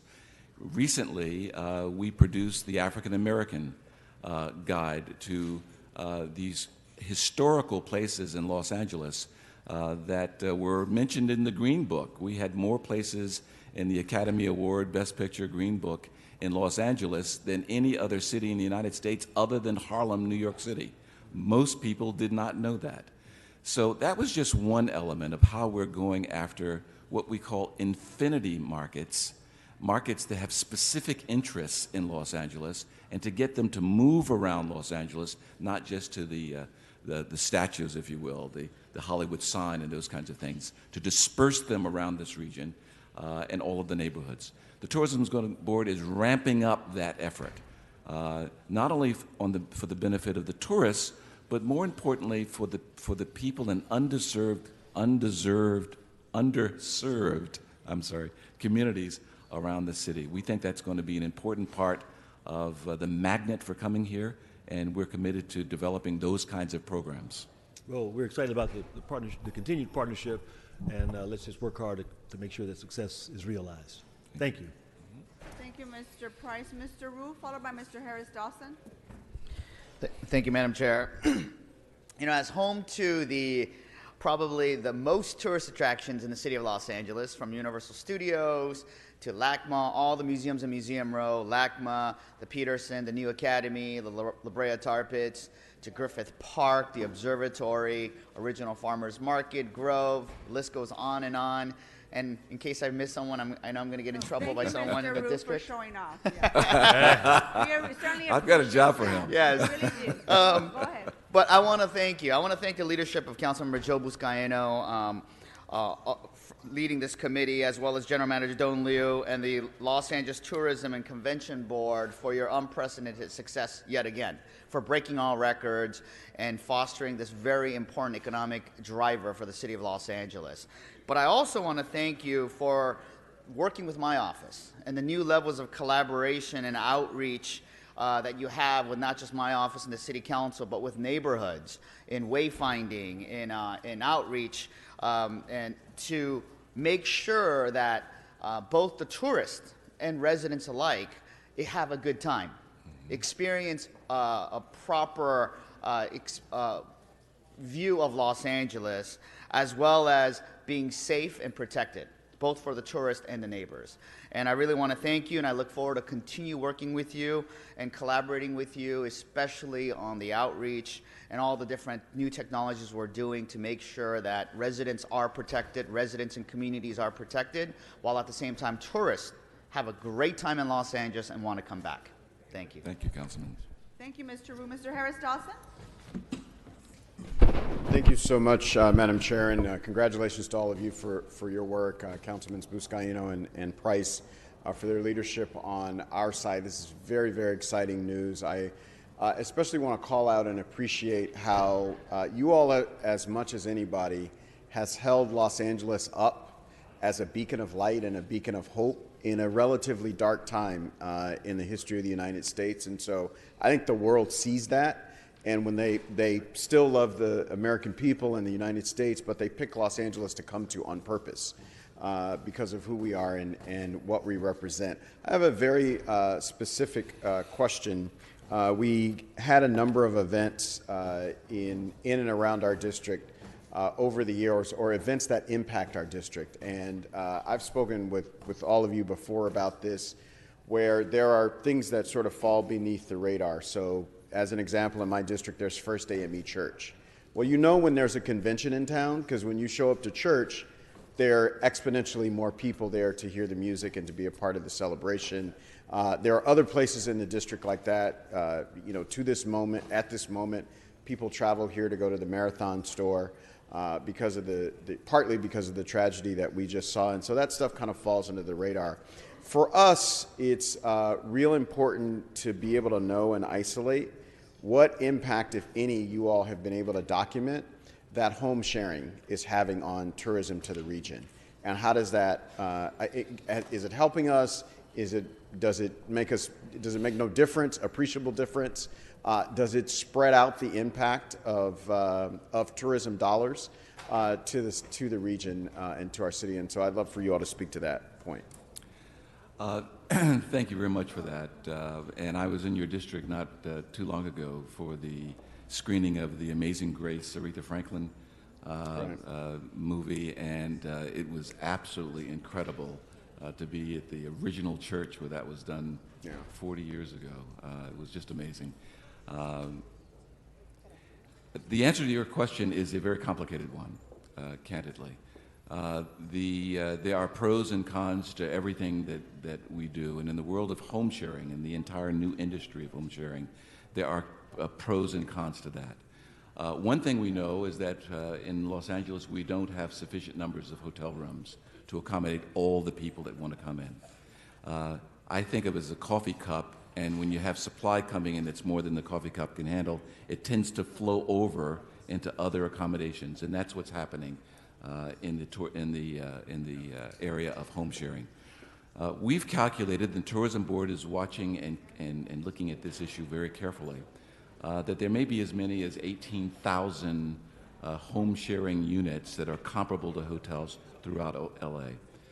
What we know is because there's not enough hotel rooms, and we're encouraging more hotel rooms to be developed, important for this convention center development, we know that people are either choosing or being forced to have to stay in those places because they got to sleep somewhere when they come here.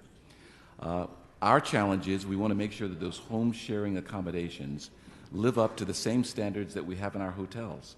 Our hotels spend enormous amount of monies to make sure that they are safe, that they're secure, that they're sanitary, that they meet code, that kind of thing. So from the Tourism Board's point of view, we want to make sure that that's matched dollar for dollar, moment for moment for those that want to put up their homes to traveling tourists. Is it a good thing that we have a place for people to go that can't get into hotels? The answer is probably yes, it's a good thing. But we've got to make sure that, or we encourage City Council as we think about all of the rules around that body or that industry, that they mimic the careful rules that have been written over decades that govern the work of our hotels, because there we know those things are safe and secure, and the traveling public knows that to be true as well. I hope that answers your question. It's not a black and white sort of answer, but it's the best we can do as this industry grows and becomes important, not only in LA, but around the world. Well, thank you for that. I'd invite you all to be a very vocal part of the discussion that we're having on home sharing. We continue to meet it out here on the council and try to make those policies that you're describing. Also, I think it's, we have large home sharing companies now with significant presence in Los Angeles. It would be great to see us really engage them in the Tourism Board and in the Tourism Council as well. Because it just seems like for the foreseeable future, they're going to be a big part of how people experience Los Angeles, come here, spend money here, and be a part of our tourism pie. So thank you. Thank you. Great, thank you, Mr. Harris-Dawson. Mr. Buscaino to close. Thank you. Thank you, Madam President. I appreciate the line of questioning and the comments from my colleagues here. Thank you to our panel. I just know that we can do more, and we're on the rise as far as our tourism industry and where we're going. We can't ignore the fact that we're also investing in our infrastructure to accommodate our visitors with $14 billion land access modernization plan at the airport and our LA waterfront, hundreds of millions of dollars to improve and redevelop the Wilmington and San Pedro waterfronts. But I do want to recognize our top threat colleagues. Top threat today, survey after survey, our top threat shows that tourists are concerned about the homeless issue in Los Angeles. So we're hopeful that with this information that we do more to continue to solve the homelessness crisis in our city, because it can have an impact on those visiting, and it can have an impact on our local economy, since this is 1 in 9 jobs, more than 534,000 jobs just last year. So any threat to that industry can clearly help impact how we do business here. So we're looking forward to continuing to support solutions to solving homelessness. I heard it. We hosted the National League of Cities Summit. It was an amazing opportunity, Javier. Thanks at the hotel for welcoming nearly 4,000 municipal leaders. They loved our city, but they were also talked about looking at best practices to solve homelessness issues in our city. So thank you so much for your time. Really appreciate the engagement and the ongoing success of what we're seeing here in our tourism industry in our city and throughout the region. Thank you very much. Thank you, Madam President. Mr. President, colleagues, thank you. Okay, let's, what action do we need to take on this, Mr. Clerk? Mr. President, we should receive and file this matter in as much as the presentation has been given. All right, let's do that. Brings us where? Thank you. Thank you. Thank you, guys. Mr. President, would you like to do that without objection? And congratulations, Mr. Liu. Otto, grandpa of Otto.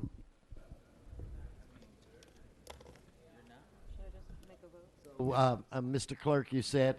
Would you like to do this without objection, or take a vote on the matter? Oh, just without objection. Very good, sir. Mr. President, that brings us to item number 2. All right. Well, do we have any cards? Yes, sir.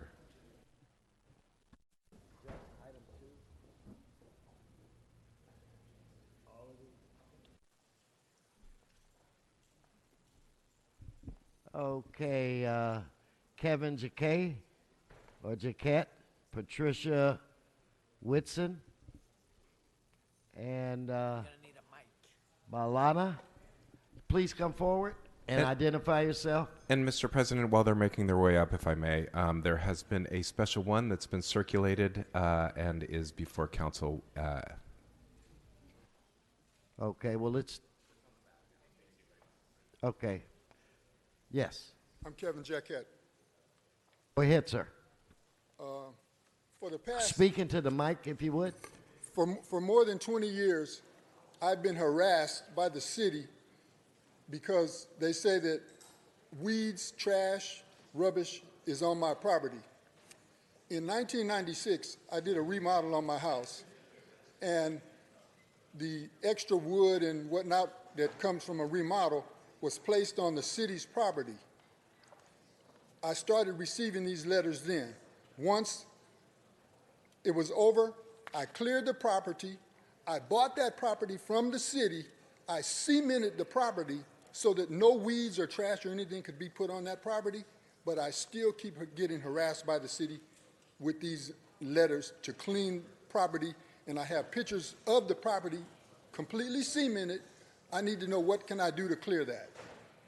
Okay, why don't we stand to the side? Thank you. Yes, next speaker.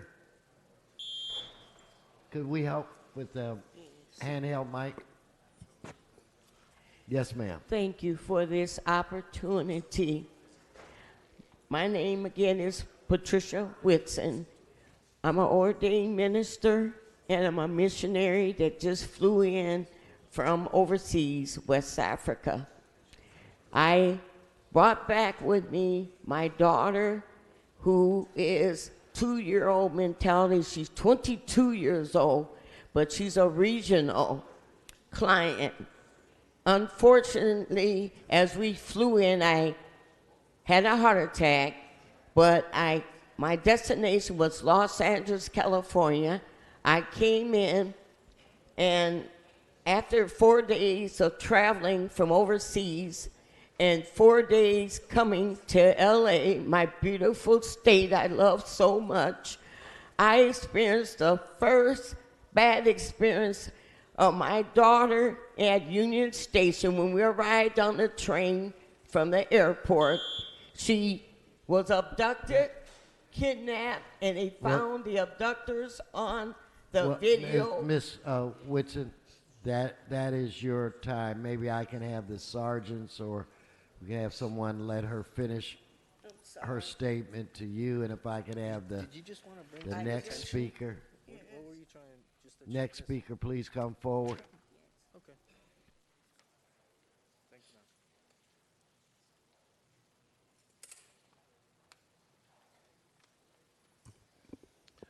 Good morning. Yes, my sir. name is John Kolasevich. Thank you for hearing me. I received a notice regarding a property, 641 St. Paul, that no longer exists, and regarding weeds. This notice was dated April 10th. I received it May 2nd, asking me to be in this room on April 17th, so 2 weeks after I received the notice. It also said I could come here this morning at 9 o'clock. The doors were closed here at 9 o'clock. So I'm asking now, as I notice I'm not even on the agenda today, although I'm holding a notice to appear here, that I could be put on the agenda regarding LA 2019 weed abatement. My property is 1027 Wilshire Boulevard. It's all concrete and no weeds. So if I could please be put on today's agenda, I would appreciate it, so we can resolve this. Thank you.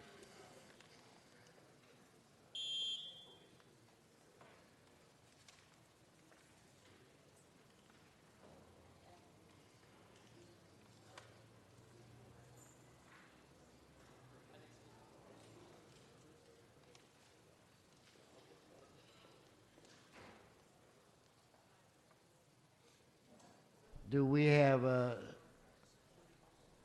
Bellotta?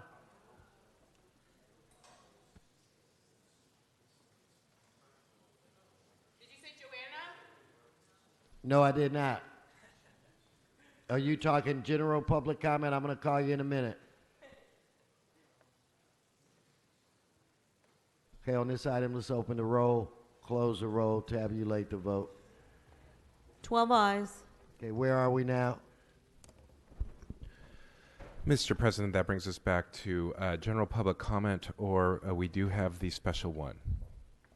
Okay, why don't I start with general public comment, and I'll take care of Joanna Swan.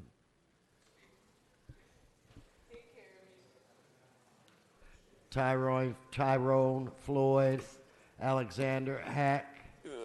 It's so loud. Yes, ma'am. Hi.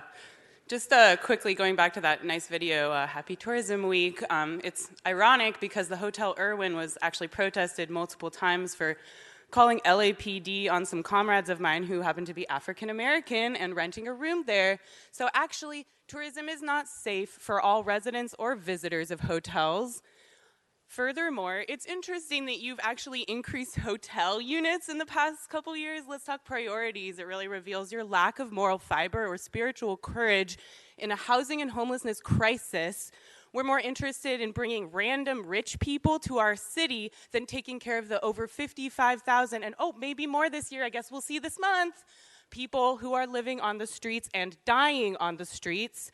It's interesting that Prop HHH housing units have actually gone down, because of costs, right, Gil? Just costs. It's just capitalism. It's just the way it works. But we can increase hotel units. It's great, 850 new units. That's almost as many people who died on the street last year. Thank you. So if I could get do we have Chris Roth? David, and David, I can't pronounce the last name. Tyrone Floyd. Yes, sir, identify yourself. Tyrone Floyd. Speak to the mic, sir. Okay. Tyrone Floyd, born October 5th, 1952, United States veteran in the Vietnam era. And President Weston, this is to you. I've been living in the Baldwin Hills area for about 5 years now. And the atrocities that the Department of Transportation ticket writers do at night between 12 and 6 in the morning is, I can't share the words to what they do. You can be there and be this much in the red, you got a ticket. I'll give you a case in point. I'm dealing with prostate cancer right now. I'm going to go get treatment. About a month ago, I was in a place to park. I was about this much out the red. I look out the window. The guy said, well, you missed about 3 inches, gave me a ticket. I laid back down because I was not feeling good. And I come back down and there was another ticket writer that wrote me another ticket saying that she didn't see the first ticket and told me there wasn't nothing she can do about it. I came to your office last year and asked you to put handicap passes over there on Santa Tomas. You said you would get back to me and you never did. So I'm coming face to face. When are you going to stop this in our community? Okay, thank you. And I need to talk to somebody from your office about these tickets. Thank you. Next speaker, please identify yourself. I'm David Quattrochi with DSA LA and No Olympics LA. Chris Roth had to leave. Just want to comment really quick on the slogan that tourism builds communities. It does not. The communities already exist, and it's really on everybody behind these boundaries to start serving the people who are already here, who created the communities a long time ago.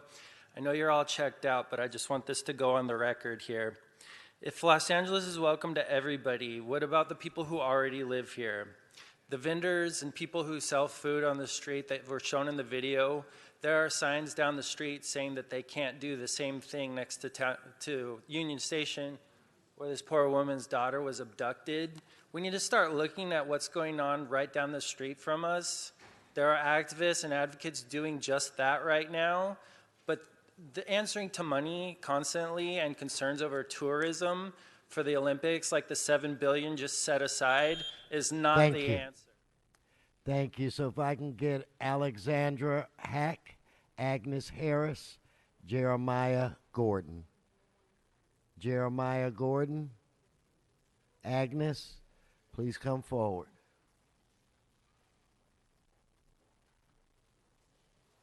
Please identify yourself. Agnes Harris. Speaking to the mic. Agnes Harris. Go ahead. Good morning, council members. My name is Agnes Harris, and I am representing the Los Angeles Black Workers Center. I stand before you as a master degreed educator and former director of professional certification, director of admissions, and registrar who simultaneously and successfully held these 3 positions without support staff at the biweekly salary of $1,400.28. I was terminated for requesting a raise to $2,400 biweekly for an additional analyst level work assignment being added to my duties. On average, I was underpaid by $52,000 less than my counterparts while employed for this higher education institution, providing excellent work without exception, without assistance, and with little, if any, supervision. I understand all too well wage discrimination and degradation. I am here, we are here, because the budget for the Civil and Human Rights Ordinance was reported at $3 million for fiscal year 2019. Thank you. Thank you. Next speaker, please. Good morning, council members. I'm Jeremiah Gordon, a community organizer with the LA Black Worker Center. We are here to urge the Budget and Finance Committee and the City Council members to allocate the additional funding for the Civil and Human Rights Commission. Los Angeles is the most diverse city, and this ordinance will cover a wide range of discrimination protections.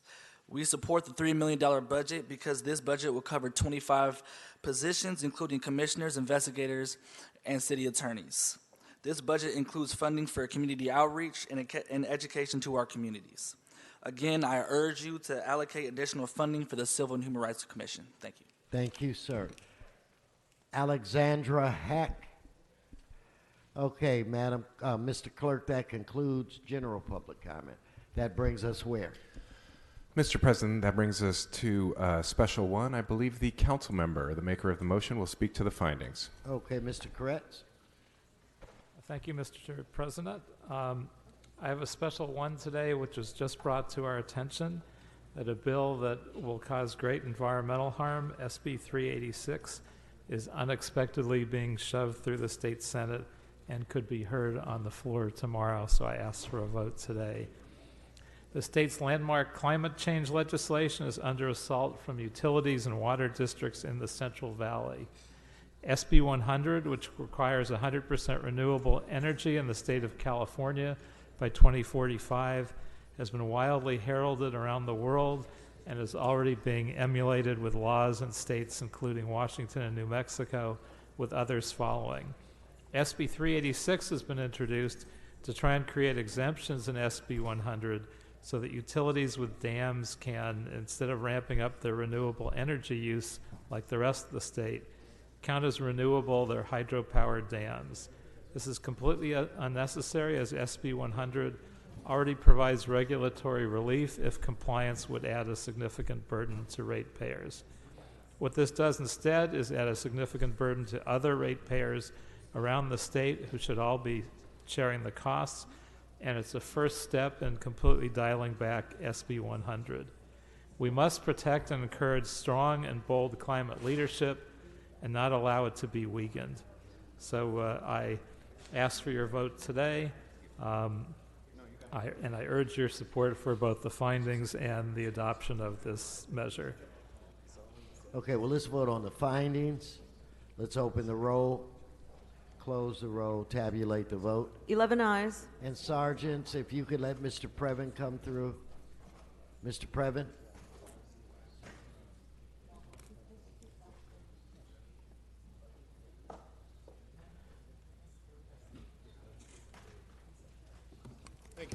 Thank you, Council President Weston. It's Eric Previn, and I'm a green guy, as green as the next one. This is about Ana Caballero's got one called SB 386, and it's fighting apparently the one that Koretz just talked about, Mr. DeLeon's 100, which is from 2018. Now, the only thing that I raise a big question about is why this has to be done so quietly without ever appearing on an agenda, as opposed to, Friday. Now, he said, it might be heard tomorrow. Well, how the hell do you know that? And why do we not know that? And is this really the nature of our legislation, where bodies sneak around and do things behind the public's back because they're in on the information? I find it disappointing at best. And I take note that the Skirball Fire's here, and the shame of your group and your neighborhood council trying to pin the Skirball Fire on the homeless population, which was written about in the Intercept. You're welcome, Bubble. Thank you for your time. Have a good day. Mr. Koretz? I just wanted to point out, I don't think there's any controversy to this legislation. There was no attempt at hiding the ball or doing it at the last minute intentionally, but we just became aware of not only the bill, but the fact that it is likely to be heard tomorrow, and so we don't have the time for what we'd otherwise normally want to do in terms of noticing. Thank you for that clarification. All right, let's prepare to vote on this item. Open the roll, close the roll, tabulate the vote. 11 ayes. And Okay. Mr. President, there's Yeah. a request to send that forthwith. Without objection.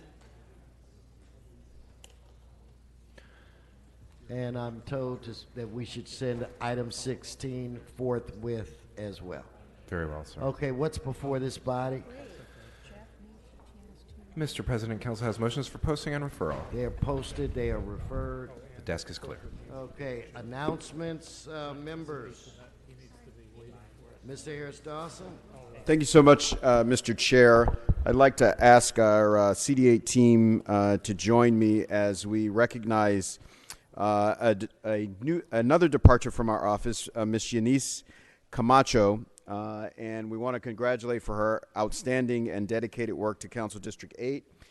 Eunice has served in multiple capacities as a case manager for residents, an office manager, and a financial specialist to help us get checks out to the organizations and communities that help us in our events and help do services for the community. She played a major role in that work in our office. In our district, we're constantly working with different organizations with different levels of capacity, and she helped bridge the gap between our bureaucracy here in the city and those organizations. Before that, she was in the hospitality business and worked for Marriott. Mr. Cano was here today. She's being poached from us by the city of Maywood, where she'll go and play a role in the city manager's office with the expertise that she gave here. She has a great background, great training, and great education, and she leaves the city's employment, which we are very, very sad about, but you do not get to leave the CD8 family. And so today we have a couple Well, tokens you know what, to recognize her Mr. work. Harris Yes, sir. Dawson, we should quickly put in an emergency motion that would forbid her from leaving. And then we need to come up, we're going to have Mr. Koretz come up with an anti-poaching. Yes, yes. All right? But we wish you well. I'm being reminded that she started as an intern in Council District 1, so he's Mr. Cedillo is trying to get a little of our shine as usual. Thank you all so much, and thank you, Eunice. Give her a round of applause. Good luck to you. Good luck. Any additional announcements?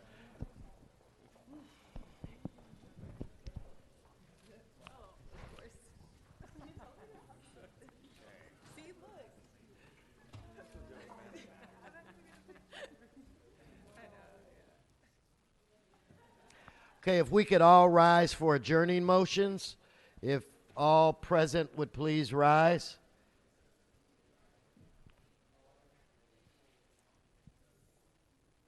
I'm looking to my left, Mr. Buscaino. If I may, thank you. Colleagues, I'd ask that we rise and adjourn in memory of a member of our city family out of the Department of Cultural Affairs, Raisha Yasmin Wilcox, young woman who was part of our city family who left us all too soon. She was born on January 14th, 1977. Growing up, Raisha was a talented dancer and musician. She played in the Hamilton High School marching band and later at choir at Crenshaw High School. Was an exceptional student after graduating from high school, joined the Army. Raisha found her dream job and home with the Department of Cultural Affairs, where she worked for over 10 years, a dedicated member of our Watts Tower Arts Center team, where she served as their office manager. She was very much involved in the community and the lives of many people who were so close to her. At one point, she headed the UGMAA Foundation, Union of God's Musicians and Arts Ascension, an organization dedicated to the preservation, community, and social consciousness of the African American culture. She met her fiancé, Carlos, as they began traveling and exploring the world together. She was known and remembered for her smile, her warm spirit, and bright personality. Many people considered her a close friend, including her colleagues, the Department of Cultural Affairs, who have been missing her dearly. In September 2018, Raisha was diagnosed with lung cancer and faced treatment, but the cancer spread to her brain. We lost her on April 17th at the young age of 42. She leaves behind her fiancé, Carlos, parents Michael and Renee, grandparents Cecilia, brother and sister Malika, Martin, Maya, and Michael, and many close extended family members. Our hearts go out to the entire Department of Cultural Affairs, as well as the community of Watts Towers team, her friends, family, and other lives that she touched. She will be missed. May she rest in peace. Thank you. Okay, I'm still looking to my left. I don't see any more adjourning motions to my left. Mr. Root. Thank you, Mr. President, and I will be co-presenting this with Councilmember Joe Buscaino. And today, we'd like to adjourn in the memory of Chen Ling Cao. Chen Ling Cao was mother and wife to Ming Cao and beloved friend who passed away on April 6, 2019, after a 4-year battle with pancreatic cancer. She was 55 years young. She was born to In Kai Cheng and Shu Xuan Yang Cheng on November 5, 1963 in South Korea, the fifth of 6 children. Chen Ling was a brilliant student and a member of an elite study group in Seoul, South Korea, before immigrating to Los Angeles with her family in 1982. She went on to attend Cal State University Fullerton, and then on February 8, 1987, Chen Ling married Ming Shin in Anaheim with approximately 1,200 guests in attendance. Chen Ling was a devoted wife and mother to their 3 children, Dao Li, Dao Yi, and Dao Ken. Her family will always remember her miraculous strength as she suffered through pancreatic cancer, and she fought long and hard to see her son Dao Ken graduate from Brentwood School. Chen Ling will be remembered for her kindness, her loving heart, and her unwavering care and concern for others. Friends recall her as a truly beautiful person inside and out, and may she rest in peace. Thank you, Mr. Rue. Are there any other? Mr. Buscaino. And thank you, Mr. Rue.